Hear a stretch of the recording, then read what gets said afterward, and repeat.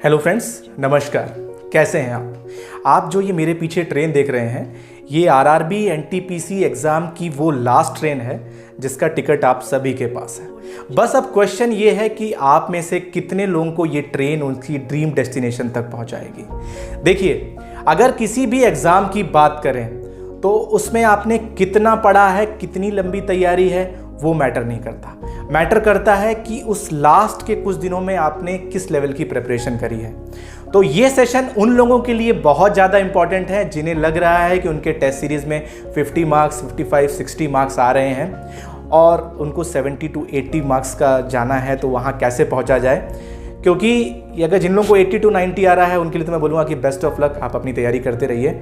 तो ये जो बात करें कि अब जो 50 to 55 मार्क्स आ रहे हैं उसको 70 to 75 कैसे ले जाना है। देखिए, हम में से ज़्यादातर लोग अभी गलती क्या कर रहे हैं, हम गलती ये कर रहे हैं कि हम कंपैरिजन करके डिमोटिवेट हो रहे हैं। हम अपने स्कोर को अपने फ्रेंड के स्कोर से कंपेयर कर रहे हैं, अपनी रैंकिंग को अपने कोचिंग से कंपेयर कर रहे हैं और उससे डिमोटिवेट हो रहे हैं कि यार रवि के तो 80 मार्क्स आ गए और मेरे तो सिर्फ 55 मार्क्स आ रहे हैं। मेरी कोचिंग में मेरी रैंक 20,000 है यार, तो मैं कैसे सेलेक्ट हो पाऊंगा।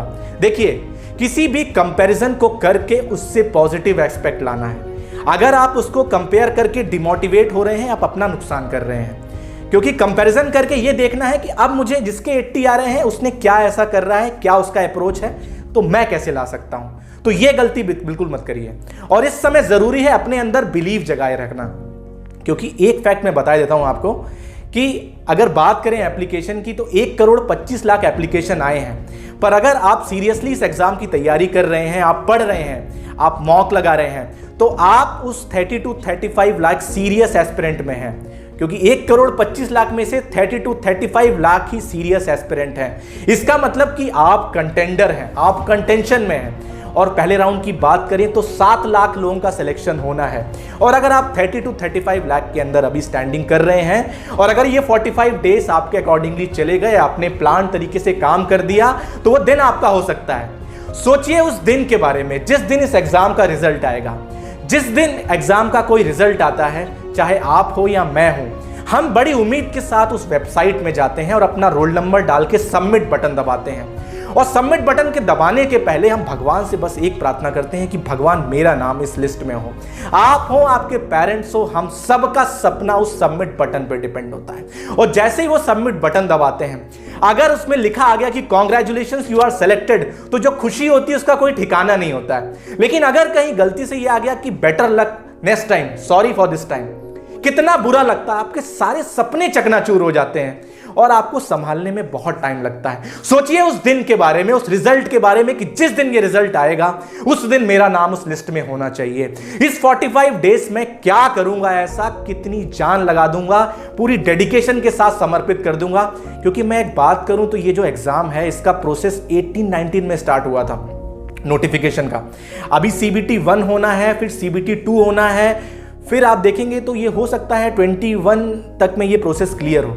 और कोई नहीं जानता कि अगली अपॉर्चुनिटी कब आएगी, रेलवे के एग्जाम्स आगे कब आएंगे, नोटिफिकेशन कब होगा। तो इसको लास्ट अपॉर्चुनिटी की तरह लेना है कि ये आखिरी मौका है, इसमें अपना सब कुछ बेस्ट दे देना है और मुझे अपना नाम उस रिजल्ट में चाहिए। अब बात करते हैं कि इस आखिरी के दिन पढ़ना क्या है। आप में से बहुत से लोग अभी भी कंफ्यूज हो रहे हैं, बहुत सी बुक्स को रेफर कर रहे हैं, लोगों से पूछ रहे हैं। लेकिन देखिए, किसी भी एग्जाम को निकालने के लिए ये जरूरी नहीं कि आपके पास नॉलेज कितना है, जरूरी ये है कि आपका जो नॉलेज है उस एग्जाम के अकॉर्डिंगली है कि नहीं है। आरआरबी एनटीपीसी की बात करें तो उसका जो एग्जाम का पैटर्न है वो उसकी डिफिकल्टी लेवल नॉर्मल से मॉडरेट लेवल के बीच रहने वाली है। बहुत हाई फाई क्वेश्चन नहीं आएंगे।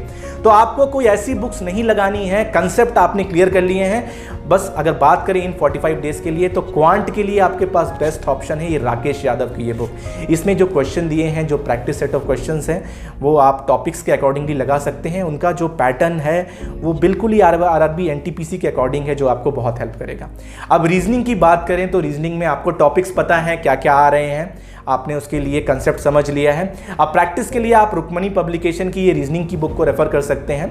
इसमें जो क्वेश्चन है बिल्कुल आरआरबी एनटीपीसी के सिलेबस के अकॉर्डिंग है, ये आपके लिए बहुत हेल्पफुल होगा। अब बात करते हैं जनरल अवेयरनेस के लिए, जनरल साइंस के लिए, तो ये स्पीडी जीके की आप बुक रेफर कर सकते हैं जीके के लिए और साइंस के लिए, ये मोर देन सफिशिएंट है। आपके पास टाइम बचता है तो करंट अफेयर्स के लिए आप प्रतियोगिता दर्पण को रेफर कर सकते हैं, या आप ऑनलाइन कर सकते हैं, या बुक्स परचेज कर सकते हैं। और आप अगर एग्जाम का फील लेना चाहते हैं मॉक टेस्ट के रूप में, तो उसके लिए किसी भी आप एक टेस्ट सीरीज को रेफर करिए।